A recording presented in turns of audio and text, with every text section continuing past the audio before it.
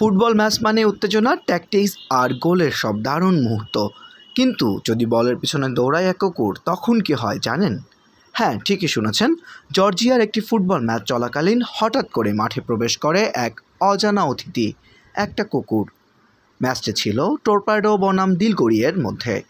দর্শকরা তখন চুপচাপ ম্যাচ উপভোগ করছেন, আর হঠাৎ করেই মাঠে ঢুকে পড়ে চার পায়ে খেলোয়াড়। তারপর কি হলো জানেন? পুরো ম্যাচ থমকে গেল 3 মিনিটের জন্য। নিরাপত্তাকর্মী তাকে ধরার চেষ্টা করলেন, কিন্তু কুকুর বাবাজি ছিল দারুণ ফর্মে।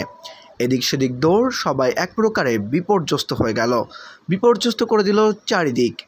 শেষমেশ একজন ফুটবলের বুদ্ধিমত্তায় কুকুরটিকে মাঠের বাইরে নিয়ে গেলেন। দর্শকরা তখন হেসে খুন।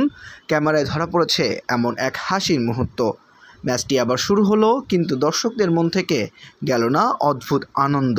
কারণ ফুটবল ইতিহাসে এমন ঘটনা তো রোজ ঘটে না, শুধু একবারই হয়।